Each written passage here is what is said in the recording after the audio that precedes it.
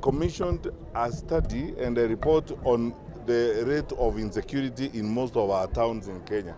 Some of those who commissioned the study are people who intend to invest in our country. The reason why they were doing that is they wanted to collect data to understand whether we are degenerating to a very insecure environment that will not be conducive for investment. I have seen that report, and it doesn't look good for the country because it basically confirms what we all know, that the rate of crime is going through the roof and it is at an unprecedented level. Most of it done and never followed comprehensively, because you see, how is it? Just ask yourself a very basic question. All Saints Cathedral is in the capital city of our country. How can people beat up thugs, criminals, beat up people even into All Saints Cathedral in the capital city of our country? How can that happen? I don't understand whether our leaders have a sense of shame. No, it is very humiliating for our country to see those kinds of things we are seeing. Because we can have political differences will not end, even after the elections next year. We are a democracy. We will always argue. We will always have differences of opinion. But we should manage ourselves responsibly. That is not the way to manage a country. Now we are scaring investors. We are scaring people who like to put resources in our country. How on earth are we going to generate employment if we don't manage these things? And you cannot tell me, I have been a minister of security, you cannot tell me that the elaborate security infrastructure we have in the country does not know what is going on. Somebody is looking there, and how do you hope to attract investors and people to come and put resources in your country, visitors, and so on? And what crime have they done? Just to discuss a bill, which is before Parliament, that is going to their elected representatives. I mean, even if you have serious problems with comprehension, don't you see we have a problem? And that's why we are saying that I want us to go over these things very slowly. Our leaders need to understand they're getting us to a point where we don't want to go to, and no Kenyan wants to go there. And there is no amount of political difference that will justify that kind of behavior. I mean, so what? You will have your own view, I'll have my own view, we are in different parties, and you are Kenyan, and you have a right to disagree. So these are the issues that we have, and this insecurity has to be addressed. If it's not addressed, I've said this before, and mark my words, most of these leaders here, Kinakioni and the others, are experienced politicians. The countries that have gone down the dogs have started like this. I was in Kisii last week. The kind of madness going on there is shocking. Elected leaders, an elected leader like an MCA, elected, is attacked by thugs in broad daylight. 7 days later, when I went to see him in Osto, the county police commander had not been there. 7 days later, and all that is happening at the county headquarters.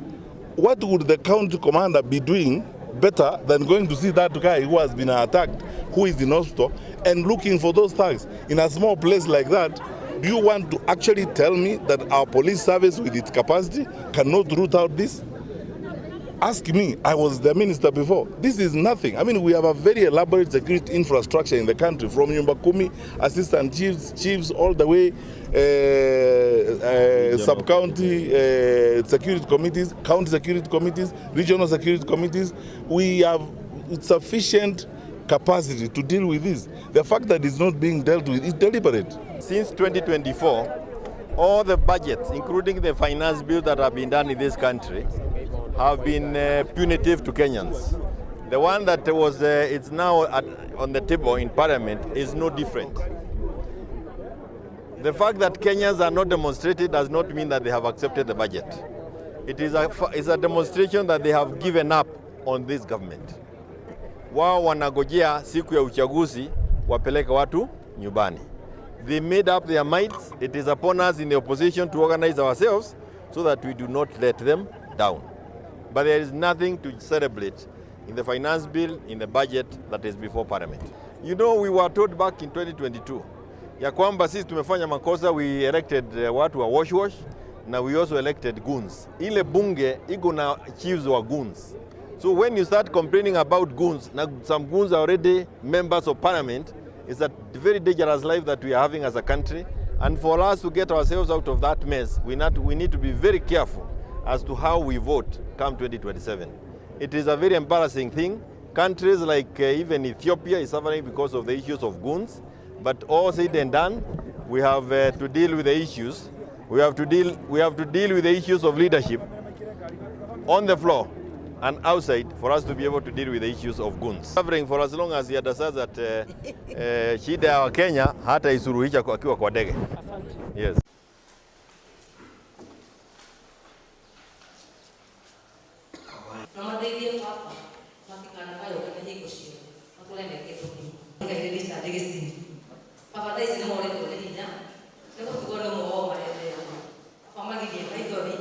Nakadhalika ndiko mashokera ya Roma. Yale mambo ambayo ndio unaninyima ya leo ya kwamba kule, ndio maana maneno ya Kristo yanatuelekeza katika kuendelea kutamka maneno ya baraka.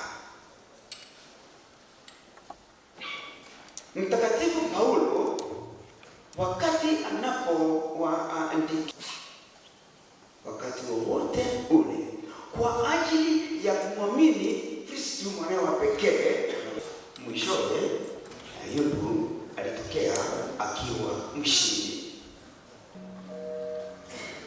Wengi walipokea hiyo hali, lakini ona tungekona mathina mamuthemba uriko tusije tukawa katika tamka maneno ya baraka. Anasambaza amani kokote kule. Ndio maana maneno ya Kristo yanatuelekeza. Lakini Kristo anatuambia muwakaribishe wengine.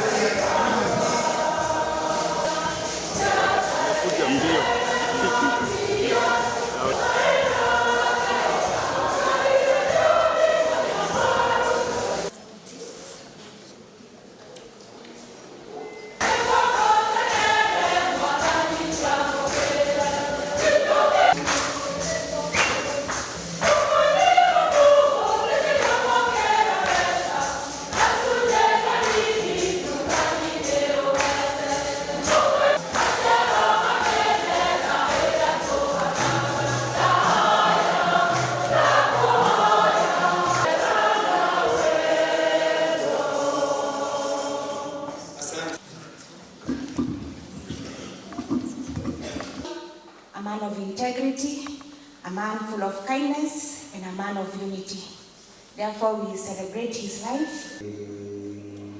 Kwa sababu tuna rais mtarajiwa, tunaishi vyema na pamoja na hawa wananchi walioko hapa, na tuendelee kuishi vyema. In case you whatever.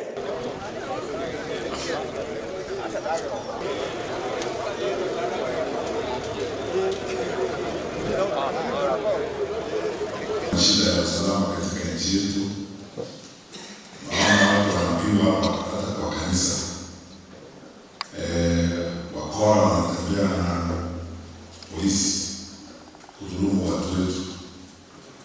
Mambo kama haya saa ingine unaweza kupoteza imani kwa nchi yako na imani kwa maisha.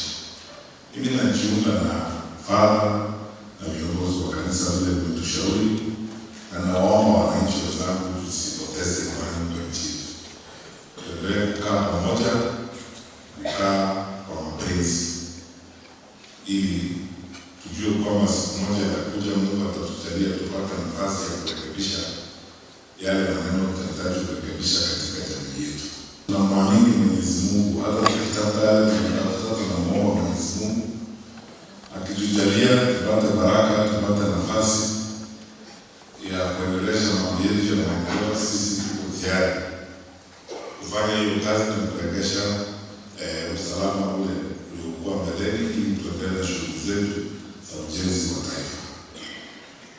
kabisa hakuna mtu Kenya hii ambaye anajua barabara ya uongozi wa nchi kuliko nyinyi wananchi wa Kiambu.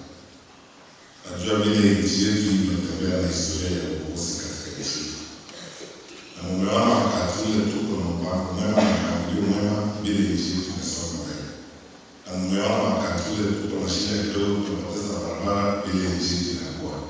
Ninawaomba ndugu zangu na dada, sisi wote ni wamoja. Mungu ametuumba, ile damu iko kwa mwili wako ndio damu iko kwa mwili wangu. Wakati huu ni wakati wa kuzingatia vile tutakavyoweza kupanga nchi yetu vyema, ili tufanyie hawa watoto niliona hapa na wajukuu wa mzee waendelee mbele na mafaulu.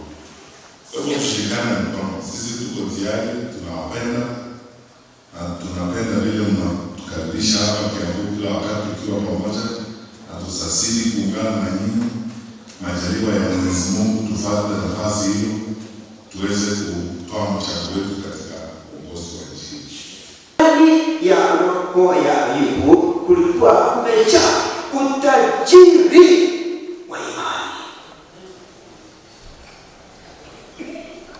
Tukitoka hapa tukienda, tutoke tukiwa tumejazwa na utajiri wa imani. Sio macho yetu tu, lakini ndani yetu